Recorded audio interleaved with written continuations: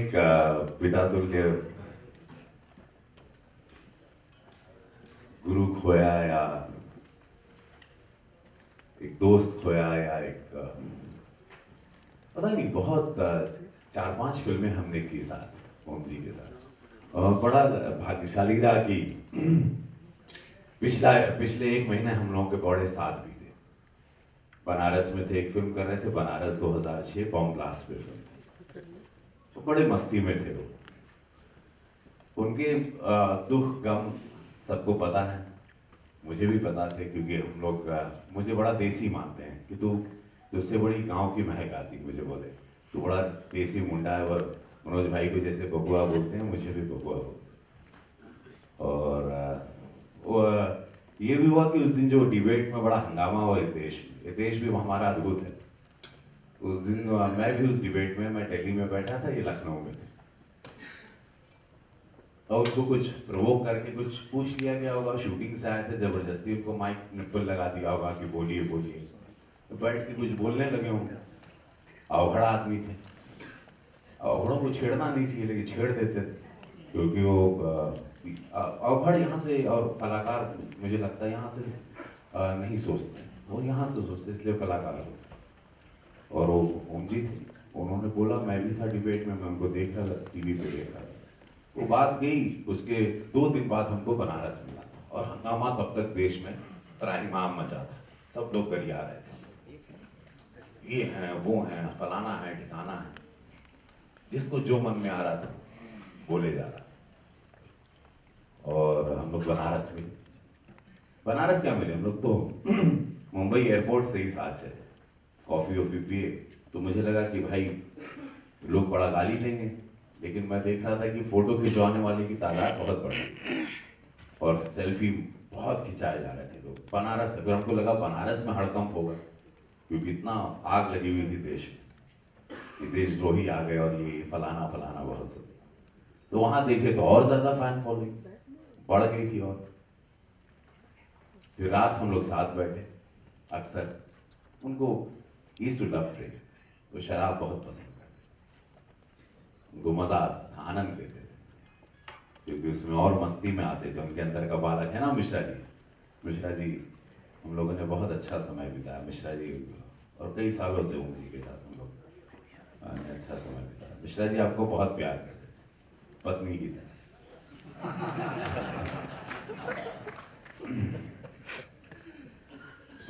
रात में बैठे, अचानक तो थोड़ा एक क्षण के लिए उदास हो गए। बोले अरे क्या हुआ बाबा, कहाँ निकल ली? तो बोले नहीं यार बबुआ, एक गलती हो गई। वो टीवी पे हम बोलते हैं, मैं बोला छोड़ी ना, हटाओ ना, बोल दिए, खत्म, आगे बढ़ते हैं, छोड़िए। ये देश को 2 दिन में सब भूल जाता है, ये देश की याददाश्त बहुत कमजोर है, 2 दिन लगता है, तीसरे दिन किसी को कुछ याद नहीं। तो आप इतिहास उठा के देख लीजिए देश का। मतलब छोड़िए ना, बोल दिया, हो गया, निकल गया, छोड़ो, हटो जिसको। तो बोले नहीं यार मैं उदास हूं।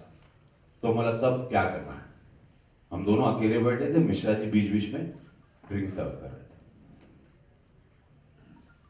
बोले मुझे उस सैनिक के घर जाना जिसके बारे में मैंने बोला था।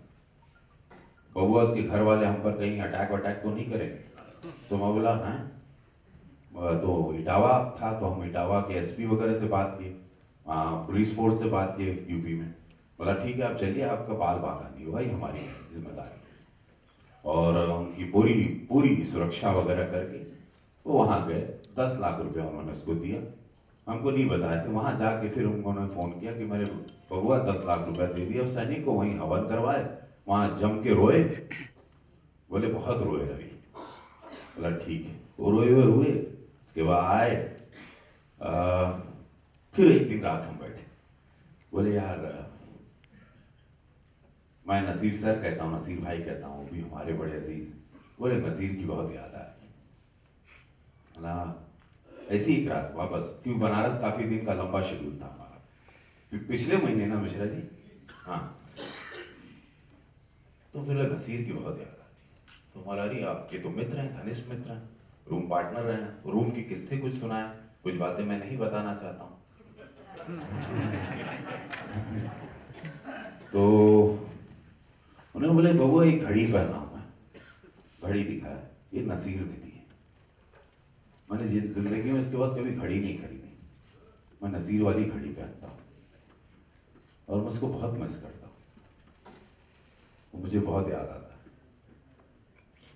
अब मैं उसके इतिहास, उसके डिटेल में कुछ बातें थी वो जो मैं अपने तक रखना चाहता हूँ।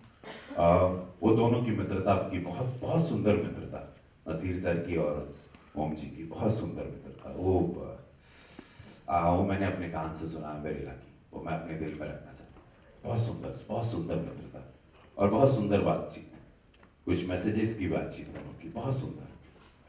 तो ऐसे थे, फिर मैंने 15 दिन 20 दिन पहले, डेथ के 15 दिन पहले अपने घर पे डिनर पे बुलाया और मैंने कोशिश की नसीर भाई को भी बुलाऊं और ओम जी को भी और दोनों मित्र को मिला। तो ये आ गए 9 बजे, पार्टी शुरू होनी थी मेरे घर, ये 9 ही बजे आ गए। और मैं ऐसे उनके चरण छुआ, उनके हाँ स्वागत, फिर उनके स्वागत में टिशू भाई थे हम लोग ने, जश्न शुरू हुआ मेरे घर। उनको मेरे घर की छत बड़ी अच्छी लगी, वो छत पे बैठे रहे और सिलसिला चलता रहा। तो मुझे बोले कि, मैंने बोला मैंने मैसेज नसीर सर तक पहुंचाया। तो शायद फिर वो बातचीत कुछ रही या नहीं रही पता नहीं, वो इंतज़ार करते रहे। सुबह 4 बजे पार्टी चलती रही और हम टिशू भाई, हम लोग 3 लोग खाली बैठे रहे छत पर और सुबह के 4 बजे और पता नहीं उनकी आंखें कुछ ढूंढ रही थी। लेकिन उसके बाद नीचे उतरे, गाड़ी के ऊपर चढ़ गए तो हमको लगा नेताजी खड़े, हम बोला नेताजी की जय हो, नेताजी चुनाव जीते हुए। हम और टिशू भाई उनकी मजाक और हम लोग की खिंचाई किए। टिशू भाई को बहुत चुम्मी मारे, मुझे बोले चल बबुआ जाता हूँ मैं और फिर मिलेंगे। और वही 15 दिन बाद मैं जहाज चढ़ रहा था गुजरात जाने के लिए, जहाज ही में हम ट्विटर पढ़े कि इज नो मोर। तो मैं ना उतर पाऊँ, दरवाज़ा बंद हो गया, मैं उनके लास्ट राय उसमें रिचुअल्स में भी नहीं रहा। और लेकिन स्माइलिंग चेहरा, मस्त रहे, बेटे को बहुत प्यार करते हैं, जिंदगी को बहुत प्यार करते हैं और बोले थे मैं बोझा नहीं बनूंगा कभी। और ये बोले थे कि मैं बोझा नहीं बनूंगा, ऐसा टड़ से चला जाऊंगा और शौक दे दूंगा सबको। ये था उनका, ये बड़ा आनंद था, मतलब अद्भुत थे, अद्भुत थे, अद्भुत थे। जितने अद्भुत कलाकार उतने अद्भुत इंसान। और नहीं तो कोई किसी को, हम लोग हजारों बातें, वो सैनिक के परिवार को जाके नहीं जानते थे, वहां जाके पैसा इतना देना, वो ऐसे ऐसे बांट रहे थे। एंड में एक पीआरओ को हम मिलवाए थे लखनऊ में, उसको 50,000 की गड्डी दे दी। वो ऐसे लग रहा था सबको मैं बांट के चला जाऊं, और बांट रहे थे, बांटने में लगे हुए थे। आखिर में सबको सब कुछ दे देना चाहते थे और उनको पता, बोले मैं एक छोटे से मकान में ओकलैंड पार्क में रहता हूँ, मेरी ऑफिस थी और बस रवि यही जिंदगी। मतलब वो, लेकिन बहुत अद्भुत थे। मुझे ऐसा लगता है कि मैंने बहुत कुछ पाया उनसे और ये पाया कि सब कुछ यहीं रह जाता है। और आज देखिए ना पूरा ये house pack show, last show भी, मतलब इनके जितने शोज होते रहेंगे ओम जी के, सब ऐसे हाउसफुल रहेंगे जैसे आज।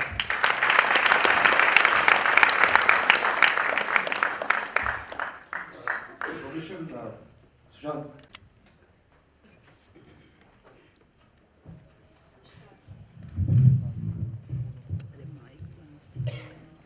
आपके लिए कुछ कहना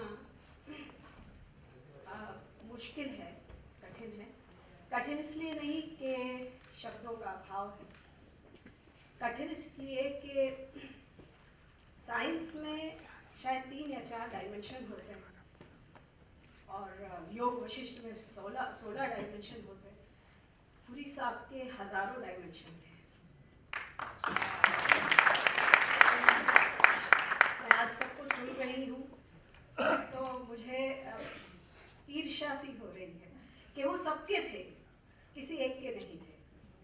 और कहने को ज़्यादा कुछ नहीं है मेरे पास, क्योंकि शायद इतना ज़्यादा जब होता है तो थोड़े से में कहना बहुत मुश्किल होता है। उनको एक कविता बहुत पसंद थी जो मैं अक्सर उनको सुनाया करती थी, दुष्यंत कुमार की है। इस नदी की धार से ठंडी हवा आती तो है, नाव जर्जर ही सही लहरों से टकराती तो है। एक चिंगारी कहीं से ढूंढ लाओ दोस्तों, इस दिए में तेल से भीगी हुई बाती तो है। दुख नहीं कोई कि अब उपलब्धियों के नाम पर और कुछ हो न हो, आकाश सी छाती तो है। और एक शेर उनको मैं नजर करती हूँ, ज़रूर सुन रहे होंगे और यही हैं, हम लोगों के साथ है वो, तो मैं उनको सुनाती रहती हूँ। जो ना मिल सके वो बेवफा, ये बड़े अजीब सी बात है। जो ना मिल सके वो बेवफा, ये बड़े अजीब सी बात है। जो चला गया मुझे छोड़कर, वही आज तक मेरे साथ है।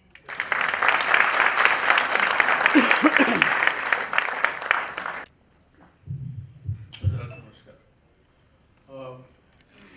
एक बात जो हमारी सेंचुरी को एक मुकाम तक पहुंचा रही है, वो बात है सिनेमा का अन्वेषण।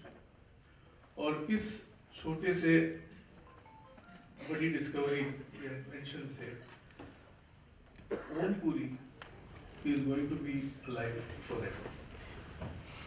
तो चाहे कर पर्सनल बातें नहीं कर रहा हूँ, but as a follower, as a lover, चाहे वो सदगति हो या आक्रोश, अर्धसत्य, और फिर गियर बदल के जाने भी दो, या चाची 420, मंडी का वो फोटोग्राफर, तो ये इतने सारे जो रंग उन्होंने भरे हैं, I think it's going to be there for later generations to learn from. और वो ऐसे गुड पीरियड जो कहते हैं, उसमें उनका भाग जो था पैरेलल सिनेमा में, जहाँ लोगों ने असली भारत को दिखाया। अभी मल्टीप्लेक्स भारत दिख रहा है, टिकट के हिसाब से पिक्चर बनती है, लेकिन पुरी साहब के दौर में उनकी 2 पिक्चरों में तो मैं साथ में था। होली में था 1984, और इमीडिएटली नेक्स्ट ईयर मैं मिर्च मसाला में निर्देशन सहायक था केतन मेहता का।